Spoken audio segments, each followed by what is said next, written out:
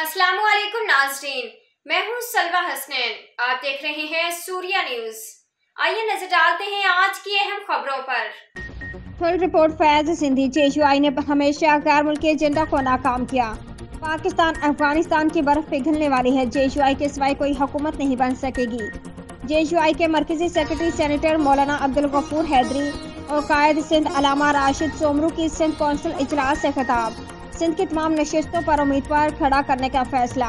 मौलाना अब्दुल कयूम हाली जो सूबाई अमीर मुंतखब। जमीयत उलमा इस्लाम के मरकजी सेक्रेटरी जनरल सेनेटर मौलाना अब्दुल गफूर हैदरी ने कहा है कि हमारी जमात की जदोजहद को 100 साल से ज़्यादा हो चुका है।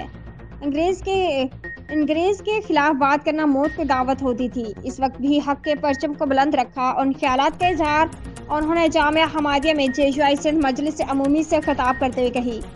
इस मौके पर कायद सिंध अलामा राशिद महमूद सोमरू ने कहा कि अफगानिस्तान और पाकिस्तान की बातों के दरवाजे JUI के सरबराह मौलाना फजल रहमान की जदोजहद से खुल गए।